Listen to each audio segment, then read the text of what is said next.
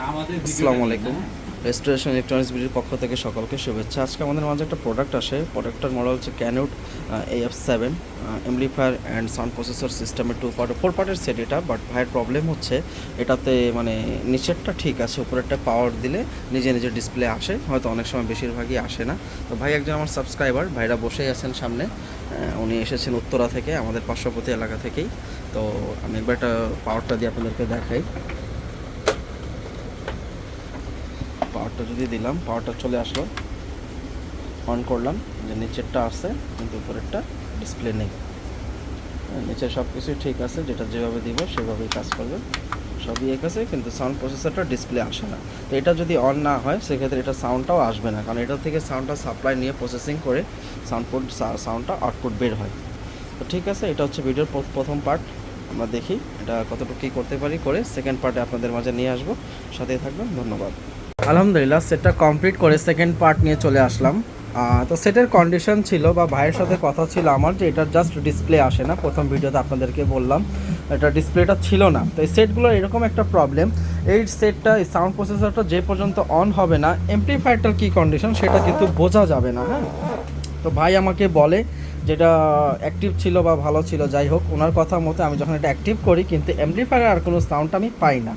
হ্যাঁ, অ্যামপ্লিফায়ারে কোনো সাউন্ডই ছিল না, মানে ছিল সেটা না থাকার মতো। একবার একটা স্টিকার নষ্ট হয়ে গেলে বা কোনো স্পিকার নষ্ট হয়ে গেলে ফুল সাউন্ড দিলে যে আমরা নর্মাল একটা সাউন্ড পাই সেরকম সাউন্ডটা ছিল। তো পরে আবার এটাকে খুললাম, খুলে এই যে এখানে দেখেন দুটোটা এমপ্লিফায়ার বোর্ডে এগুলো প্রত্যেকটা টিন খুলে খুলে লোহাগুলো খুলে কাজ করতে করতে খুব প্রবলেম হয়। এগুলো আগে খুলে নিয়ে আসতে হয়, প্রত্যেকটা স্টিকের উপর এইগুলো লাগানো ছিল, এগুলো আবার আমরা লাগিয়ে দিব জাস্ট আপনাদেরকে দেখানোর জন্য। এখন এটা ফুল ফিটিং দিইনি, জাস্ট এভাবে দিয়ে গানটা প্লে করার জন্য, ভিডিও করার জন্য এভাবে নিয়ে আসলাম। তো যাই হোক, এই যে প্রত্যেকটা ব্ল্যাক ক্যাপাসিটার যা দেখছেন এগুলো সব ক্যাপাসিটারগুলো চেঞ্জ করতে হয়েছে। ভিতরে আরও কিছু ক্যাপাসিটার আছে, রেস্টেন আছে, এগুলো সব চেঞ্জ করতে হয়েছে। তারপরে মাদারবোর্ডে কিছু কাজ করা হয়েছে। হ্যাঁ, কাজ করার পরে তারপরে গিয়ে এটা সাউন্ডটা আসে। তো সাউন্ডটা আসার পরে এখন যেটা যেভাবে দেই, হ্যাঁ, আলহামদুলিল্লাহ সেটা সেভাবেই কাজ করবে। একুলোজার যেটা যেভাবে থাকা সেটা সেভাবে থাকবে, যেটা যেভাবে কাজ করে সেটা সেভাবেই কাজ করবে। হ্যাঁ, প্রত্যেকটা অপশন, প্রত্যেকটা মোড সবগুলাই ঠিক আছে।